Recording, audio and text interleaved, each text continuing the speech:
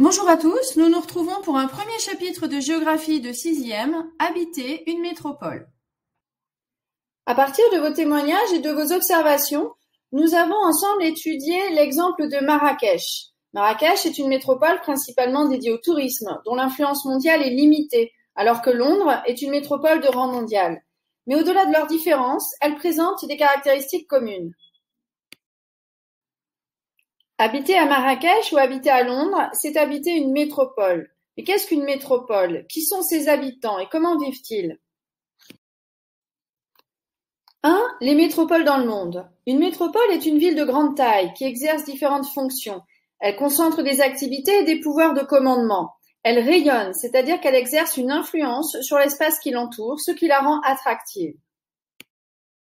Aujourd'hui, 55% de la population mondiale est urbaine et la population des métropoles continue d'augmenter. C'est en Asie que les métropoles sont les plus nombreuses et les plus importantes.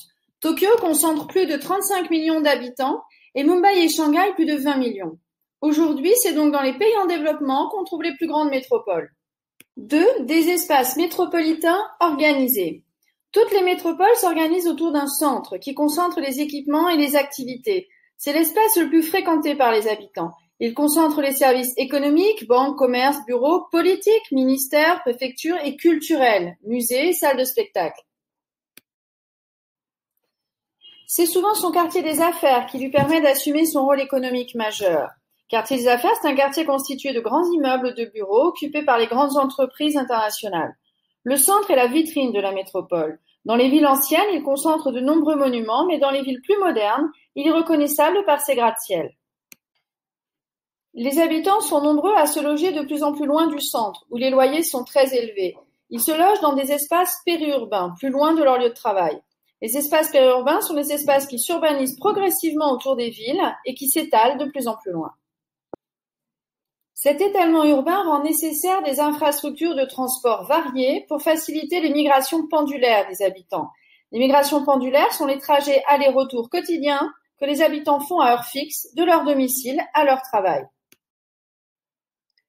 Les logements des habitants des métropoles sont très variés. Immeubles, maisons individuelles, quartiers résidentiels fermés, bidonvilles dans les pays en développement ou maisons traditionnelles, comme nous l'avons vu à Marrakech dans les riads de la Médina. Grand 3, les défis des métropoles.